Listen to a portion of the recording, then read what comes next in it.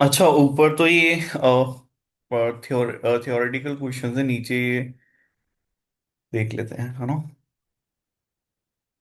अब जैसे क्वेश्चन है, इसमें ये बताना है कि कौन सा स्टेटमेंट गलत है ना। तो मतलब इस स्टेटमेंट गलत हमको पढ़ के बताना पड़ेगा।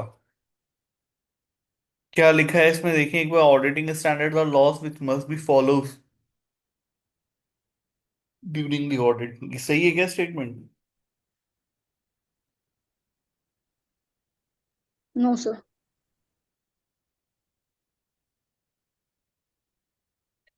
है ना, वैसे तो हमारा आंसर ही यही है, पर फिर भी आगे भी देखने चाहिए ना। Auditing standards should be followed during all audits unless there is an exceptional circumstance which would mean the audit objective would not be met। अब ये स्टेटमेंट सही है गलत है? सही है। ये सही है। Auditing standards are professional regulations। Yes.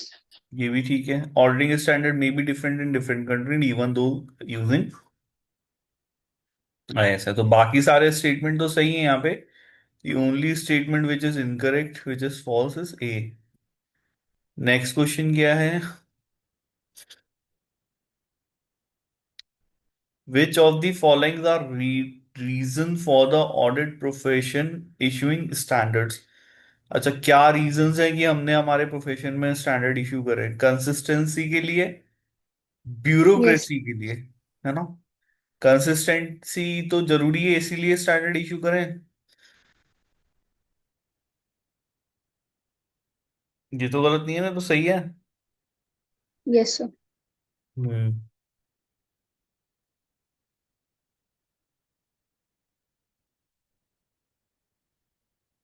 ठीक है, और सेकंड वाला? ये नहीं है सर। ये नहीं है ना, this one is incorrect. To ensure quality in the standard of audit form. Yes. अब इसमें ये दो करेक्ट ऑप्शन है। तो अब नीचे इसमें इस तरीके से दिया है, क्या सभी सही है? First and second, first and third. तुम्हारा ऑप्शन हो जाएगा। Which of the following people may act as auditor for a company. अब कौन कौन लोग ऑडिटर एक्ट कर सकते हैं? ठीक है। अब मैंने कंसेप्ट समझाया है कि वे ऑडिटर जो है वो इंडिपेंडेंट होना चाहिए, यस सर। है ना। इसी प्रिंसिपल पे हम लोग देखते हैं, कंपनी का प्रीवियस फाइनेंशियल डायरेक्टर जो कंपनी से पिछले 5 साल में कंपनी छोड़ के चला गया है। पहला ये, तो कंपनी का प्रीवियस फाइनेंस डायरेक्टर है बट उसको 5 साल हो गए गए हुए। ठीक है। दूसरा, a director of the company being audited who holds a valid audit certificate. Company का डायरेक्टर जिसके पास ऑडिट करने के लिए वैलिड ऑडिट सर्टिफिकेट है, लेकिन वो कंपनी का डायरेक्टर है। ठीक है। तीसरा, an employee of a company being audit who holds a valid. या फिर कंपनी का एम्प्लॉय जो कंपनी की ऑडिट करना चाहता है और उसके पास वैलिड ऑडिट सर्टिफिकेट भी है। या फिर फाइनेंस डायरेक्टर की वाइफ जो कि खुद एक रेप्यूटेबल ऑडिट फर्म में काम करती है। ठीक है। तो हमारा कंसेप्ट क्या कह रहा है कि पर्सन क्या होना चाहिए? Independent independent. होना चाहिए। ठीक है। इससे कोई फर्क नहीं पड़ता कि आप खुद ऑडिटर हो या नहीं, आप ऑडिटर हो। तो बी, सी और डी तीन हमारा ऑप्शन है। तीनों केसेस में ये जो लोग हैं, क्या वो इंडिपेंडेंट है? डायरेक्टर, एम्प्लॉय और फाइनेंस डायरेक्टर की वाइफ, ये तीनों लोग इंडिपेंडेंट है क्या? No sir. नहीं है ना। तो ये बात से तो कोई फर्क ही नहीं पड़ता कि उनके पास वैलिड ऑडिट सर्टिफिकेट है। आप अगर इंडिपेंडेंट हो तो भी कर सकते हो। तो ये कंपनी का प्रीवियस फाइनेंस डायरेक्टर है, ये इंडिपेंडेंट नहीं है, लेकिन इसको कंपनी छोड़े हुए 5 साल हो गए। इस वजह से अब ये क्या हो चुका है, यहाँ पर इंडिपेंडेंट हो चुका है। So only A is the correct option. ठीक है। Yes sir. अगर वो प्रेजेंटली काम कर रहा होता ना, तो भी हम इसको अलाउ नहीं करते हैं। ठीक। Next question, in most jurisdiction the order of the company will be appointed by which party. कौन करता है भाई अपॉइंटमेंट ऑडिटर्स का? Shareholders. Shareholders. Yes sir. Next बताना, which of the following statement is true. अब बताना है सही स्टेटमेंट कौन सा है। इसका मतलब चार में से तीन स्टेटमेंट गलत है और एक सही है। Share holder of most company will also be the director,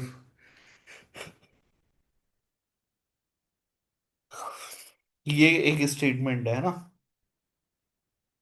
next है the directors are the stewards of the company responsible for looking after the company on behalf of the owners.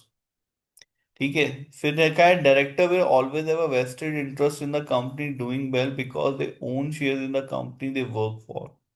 फिर लिखा auditors are out to be business partner of the company director. नीचे देख क्या दिया हुआ है। Which of the following statements is true. कौन कौन से स्टेटमेंट ट्रू हैं इसमें से। Option b. हाँ, डायरेक्टर कंपनी के स्टीवर्ड्स होते हैं, रिस्पॉन्सिबल होते हैं कंपनी के। ओनर्स के भी आप पे ये स्टेटमेंट सही है। और सी और डी और ए। तो सी और डी तो नहीं है, ये भी 50-50 लग रहा है मेरे को। सी और डी इसलिए नहीं क्योंकि ऐसा जरूरी तो ना है कि सभी डायरेक्टर्स का वेस्टेड इंटरेस्ट होगा कंपनी में। Because they own share in the company they work for, ऐसा कोई जरूरी है क्या, विल ऑलवेज, ऐसा नो जरूरी सर। तो ना बेटा।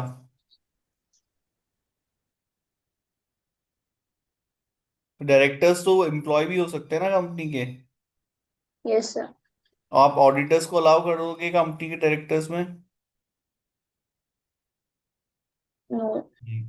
क्या सभी शेयर, ज्यादातर कंपनी के शेयर होल्डर्स कंपनी के डायरेक्टर्स होते हैं क्या। No sir. नहीं है, तो ओनली स्टेटमेंट इज बी। ठीक है। चलो ये एक क्वेश्चन है। पहले हम लोग नीचे के क्वेश्चन पढ़ेंगे क्या दिया हुआ है ना। Which of the following you must complete to become a chartered certified accountant. क्या क्या करना जरूरी है। 3 साल का एग्जाम, प्रैक्टिकल एक्सपीरियंस और एक एथिकल स्टेटमेंट, या सभी हमारे पास होने चाहिए। All of the.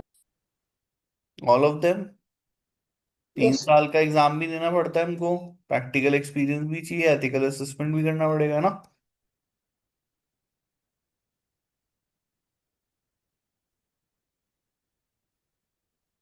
3 साल का है ना आपके। Yes sir. Hmm. Sir year का तो ऐसा कुछ फिक्स नहीं है, एग्जाम का जरूरी है। नहीं, एग्जाम तो जरूरी है, प्रैक्टिकल एक्सपीरियंस से मतलब है। इंटर्नशिप कितने टाइम के लिए है। उसमें ये पीआर तो सर उसका ये 3 मंथ 3 इयर्स का ही। है ना, सभी मेरे ख्याल से, जहां तक मुझे याद ध्यान है सब चीजें हैं। इसको फिर भी देख लेंगे। Which of the following statement in true in respect of the audit of वनाटू company. ठीक है, अब यहाँ पे हमको केस पढ़ना पड़ेगा ना, ये क्या है। You have recently started a training contract at an accountancy firm. ठीक है, तो आपकी बात कर रहे हैं। आपने क्या किया है, आप किसी अकाउंटिंग फर्म में ट्रेनिंग करना आपने चालू किया है। Nauru and Company to become a chartered certified accountant. You will be working in the audit and assurance department where your mother is an audit engagement partner. अब उसी कंपनी में आपकी मदर भी है जो कि उस फर्म की ऑडिट एंड अश्योरेंस डिपार्टमेंट में काम करती है। ठीक है, और आप भी उसी जगह पे काम करेंगे। ठीक है, कोई दिक्कत है क्या इसमें, कर सकते हैं। Yes sir. Nauru and company है सेवरल ऑडिट क्लाइंट्स, अब उनके बहुत सारे क्लाइंट हैं। Although not man as many as in the past due to audit threshold being increase significantly over the last 15 years। ठीक है, तो बहुत सारे क्लाइंट हैं लेकिन पहले से थोड़े कम हो गए हैं due to audit threshold being increase significantly हो, तो 15 साल में ऑडिट थ्रेशोल्ड बढ़ने के कारण अब उतने क्लाइंट नहीं है, पहले के कंपैरिजन में कम हो गए। Current regulation require all public interest entities and companies with revenue of $10 million and at least 50 employees to be audited. ठीक है, नेक्स्ट इन्होंने बोला है Nauruan company recently won the tender for the audit of Vanatu company. Your mother will be the engagement partner for this client. You have confirmed that you are independent of management and TCWG मतलब those charge with governance. एक company तो ये है और एक company और आई है ना, Malta company has approached your firm for advice on whether they require an audit. Malta company है 75 employees and revenue of $8 million। Malta company is a financial institution providing banking services. ठीक है। तो अब इस वाली कंपनी को तो advice करनी है हमको कि भाई ये ऑडिट करवा सकती है नहीं करवा सकती, और इसकी हम लोग ऑडिट कर रहे हैं करेंगे।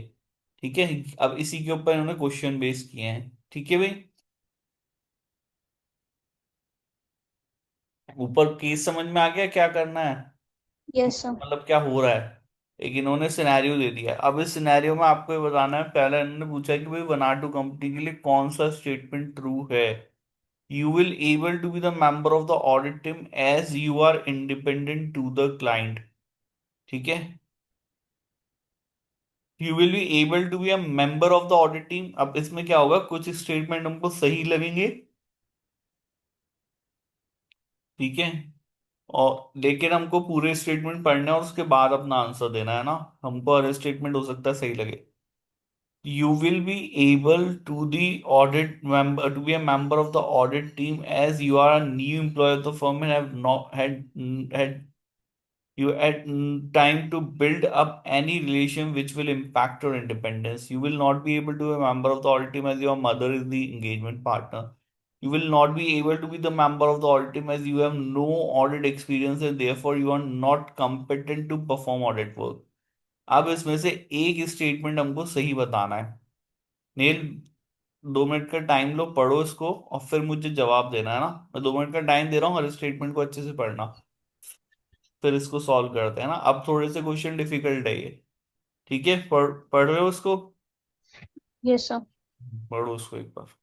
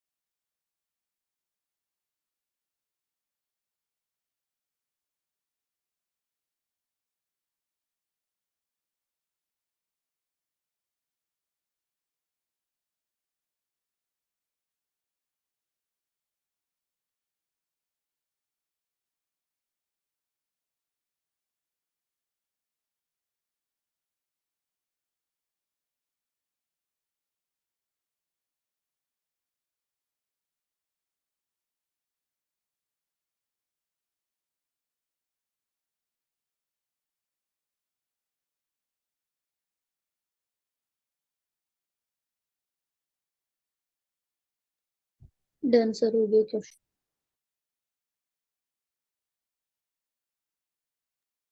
हाँ, कौन सा होगा भी नियल? Option C. Option C? Option C क्यों? बाकी क्यों नहीं होंगे? रीजन भी तो देना पड़ेगा ना। ये बताओ, ऑप्शन सी क्यों? तो ए सर और बी और फर्स्ट, सी को, ए और बी और डी को हमने क्यों सही नहीं माना है? फर्स्ट और सेकंड तो क्योंकि उसमें उसकी मदर भी एंगेजमेंट, वो ऑडिटेड एंगेजमेंट की पार्टनर है। तो एक थ्रेट भी हो सकता है ना, ए और बी में। नहीं, थ्रेट तो हो सकता है। किस चीज का थ्रेट हो सकता है? एथिकल, क्योंकि उसकी मदर उसको हेल्प भी कर सकती है, किसी चीज में लीनियन भी हो सकती है, ये चीज है। हम्म। तो बात सही है यहाँ पे। इन्होंने ये बोला कि भाई फर्स्ट वाला option, you will be able to be a member of the audit team as you are the independent to the client. ये स्टेटमेंट यहाँ पे वनाडू कंपनी के लिए, आप कंपनी के ऑडिट टीम के मेंबर हो सकते हो इंडिपेंडेंट, क्योंकि आप इंडिपेंडेंट हो क्लाइंट से। ठीक है। स्टेटमेंट बेटा ये भी सही है ना? वैसे मैं तुमको एक बात बताऊं, but in respect to the audit of वनाटू company की यहाँ पे बात करी है, तो हमने ऊपर सर्कमस्टांसेस जाके देखे। देखो, ये क्वेश्चन थोड़ा ट्रिकी क्वेश्चन है ना? इसमें ऐसा नहीं कि ये स्टेटमेंट गलत है, वो भी स्टेटमेंट सही है, लेकिन जब हम क्वेश्चन पढ़ रहे हैं तो उन्होंने ये बात लिखी है कि आपको वनाटू कंपनी के रिस्पेक्ट में ही बात करनी है। और हमें ऊपर केस क्या दे रखा है वो हमको बताना पड़ेगा। अगर सिंपल केस सिर्फ इतना सा होता कि भाई मैं एक ऑडिटर हूँ और मैं मोनाटो कंपनी के ऑडिट कर सकता हूँ नहीं कर सकता, ठीक है, इफ तो आई एम इंडिपेंडेंट और मैं कर सकता हूँ ऑडिट, ये बात सही है। Yes sir. लेकिन जब हम केस देख रहे हो, केस में कुछ सर्कमस्टांसेस दिए हैं, तो मैं मेंबर क्यों नहीं हो सकता? ये बात सही है कि मैं मेंबर इसलिए नहीं हो सकता हूं क्योंकि मैं ऑडिट टीम का मेंबर नहीं हो सकता हूं, क्योंकि एंगेजमेंट टीम का पार्टनर जो है उसमें मेरी मदर इन्वॉल्व है। और हो सकता है कि मैं जो काम करूं उस काम को वो अच्छे से रिव्यू नहीं करें, this being the reason. Clear है भाई? समझ में आया? Yes sir. Which of the following statement is true in respect of Malta company? क्या माल्टा कंपनी को ऑडिट कराने की जरूरत है? यानी पहली बात तो ये, और अगर है तो किस रीजन की वजह से है? क्योंकि उनके नंबर ऑफ एम्प्लॉय 50 से ज्यादा है, क्योंकि वो फाइनेंशियल सर्विसेज कराती है, क्योंकि उनका ऑडिट का रेवेन्यू कम है, $10 मिलियन से, क्यों कुछ कराने की जरूरत है? क्या Malta company does not require audit at all the shareholder, या फिर कंपनी के सभी शेयर होल्डर डायरेक्टर्स हैं इस वजह से उनको रिक्वायर्ड नहीं है? बताओ। एम्प्लॉयज ज्यादा है। यस सर, ऊपर बट उसका। कंडीशन, ऊपर कंडीशन वापस देख लो एक बार ना। आपके एडवाइस के लिए आया है। माल्टा कंपनी के 75 एम्प्लॉयज हैं, रेवेन्यू $8 मिलियन का है। ठीक है। माल्टा कंपनी फाइनेंशियल इंस्टीट्यूशन है। तीन बातें हैं, एम्प्लॉयज एक तो 75 है और रेवेन्यू 8 मिलियन डॉलर्स का, और माल्टा कंपनी फाइनेंशियल इंस्टीट्यूशन है। ऊपर क्या दिया है? करंट रेगुलेशन कह रहे हैं कि सभी पब्लिक इंटरेस्ट एंटिटीज और वो कंपनीज जिनका रेवेन्यू $10 मिलियन का, और एंड एटलीस्ट उनके पास कम से कम अगर 50 एम्प्लॉयज हैं, ठीक है, तो उनको ऑडिट कराना जरूरी है। ठीक है, आगे समझ में? Yes sir. तो अब दो कंडीशन है, या तो आप पब्लिक इंटरेस्ट एंटिटी हो तो नीचे वाली कंडीशन देखने की जरूरत ही नहीं है। अगर आप पब्लिक इंटरेस्ट एंटिटी हो तो आपको ऑडिट कराना जरूरी हो गया। ठीक है। अगर आप यस। पब्लिक इंटरेस्ट एंटिटी नहीं हो तो फिर दो चीजें, एक तो आपका रेवेन्यू $10 मिलियन से जाना होना चाहिए, और एंड एटलीस्ट कम से कम 50 एम्प्लॉयज आपके होने चाहिए। अब आ जाओ वापस क्वेश्चन पे। तो माल्टा कंपनी को क्या ऑडिट कराना इसलिए जरूरी है कि उनके 50 एम्प्लॉयज से ज्यादा है? No sir. नहीं, है ना, इसलिए जरूरी नहीं है। दूसरा, क्या माल्टा कंपनी को ऑडिट कराना इसलिए जरूरी है क्योंकि फाइनेंशियल सर्विसेज देती यस सर। है ना? क्योंकि फाइनेंशियल सर्विसेज जब आप देते हो तो आप एक पब्लिक इंटरेस्ट एंटिटी बन जाते हो, है ना? रेवेन्यू कम है इसलिए तो कराना जरूरी है ही नहीं। क्या कंपनी ऑल शेयर होल्डर की कोई रीजन ही नहीं है, तो B is the correct answer. ठीक है, समझ में आया? Yes sir. Which two of the following will ensure the quality of work performed by accountancy firms such as Naurian companies at high standard? ठीक है ना? अब इसमें से एक बताना है कि भाई क्या करोगे जिससे आपकी क्वालिटी ऑफ वर्क इंप्रूव होगी। क्या कंपनी को खुद के क्वालिटी पॉलिसीज एंड प्रोसीजर्स बनाने चाहिए, या फिर the firm will be subject to quality review by court. Quality review करती है क्या कोर्ट कभी भी? No sir. ठीक है, firm will be subject to quality reviews by the IAS. IAS भी करती है क्वालिटी रिव्यू? यस। आईएएस भी कब करती है? आईएएस भी का क्या काम है? आईए से करती है सर। वो थोड़ा ना करती है। Yes sir. हम्म। ठीक है, लीगल एक्शन एसीसी लेगा, इसलिए हम लोग हाई क्वालिटी का काम करेंगे। No sir. The firm will be quality, ACC कर सकती है क्या आपके? यस कर सकती है।